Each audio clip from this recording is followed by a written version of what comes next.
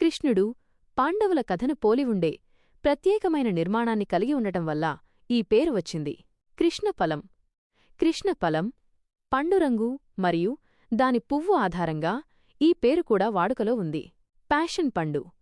చాలామంది తెలుగు మాట్లాడే ప్రాంతాలలో, ముఖ్యంగా పట్టణ ప్రాంతాలలో దీనిని ఆంగ్ల పదం నుంచే తీసుకుని ప్యాషన్ ఫ్రూట్ లేదా ప్యాషన్ పండు అని పిలుస్తారు. పండు గురించి సంక్షిప్త సమాచారం. రుచి. ఇది తీపి మరియు పులుపుల కలయికతో కూడిన చాలా ప్రత్యేకమైన మరియు సువాసనగల అరోమాటిక్ రుచిని కలిగి ఉంటుంది. రంగు. ఇది సాధారణంగా ఊదా, పర్పుల్ లేదా పసుపు, యెల్లో రంగులో ఉంటుంది. లోపలి భాగం. లోపల నారింజ రంగులో ఉండే గుజ్జు, పల్ప్ మరియు అనేక చిన్న నల్లటి విత్తనాలు ఉంటాయి. ఈ గుజ్జు మరియు విత్తనాలను తింటారు. ఆరోగ్య ప్రయోజనాలు. పోషకాలు. ఇది vitamin C, vitamin A, fibre, potassium మరియు యాంటీఆక్సిడెంట్లతో సమృద్ధిగా ఉంటుంది. ఉపయోగాలు. రోగనిరోధక శక్తిని పెంచడానికి, జీర్ణక్రియను మెరుగుపరచడానికి మరియు గుండె ఆరోగ్యానికి తోడ్పడటానికి ఇది ప్రసిద్ధి చెందింది. 1. విటమిన్ సి ఎక్కువ.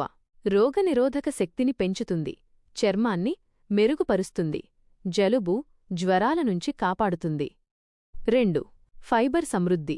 మలబద్ధకాన్ని తగ్గిస్తుంది, జీర్ణక్రియను మెరుగుపరుస్తుంది, బరువు తగ్గడానికి సహాయపడుతుంది. 3. యాంటీఆక్సిడెంట్స్ ఎక్కువ. ఫ్రీ రాడికల్స్ను తగ్గించి క్యాన్సర్, గుండె జబ్బుల నుంచి రక్షణ ఇస్తుంది. 4. Vitamin A, beta carotene. కళ్ల ఆరోగ్యం, చర్మం, జుట్టు మెరుగుపడతాయి. 5. పొటాషియం సమృద్ధి. రక్తపోటు నియంత్రణలో ఉంటుంది, గుండెకు మంచిది. 6. ఇనుము మరియు మెగ్నీషియం.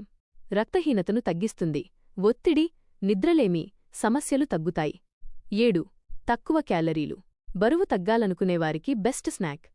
8. నిద్ర మరియు ఒత్తిడి తగ్గింపు. దీనిలోని మెగ్నీషియం, ఆల్కలాయిడ్స్ మంచి నిద్ర ప్రేరేపిస్తాయి. ఎలా తినాలి? తాజా పండును కోసి గింజలతో సహా తినవచ్చు. జ్యూస్, స్మూతీ, సలాడ్లో వాడవచ్చు. రోజుకు 1 నుండి 2 పండ్లు సరిపోతాయి.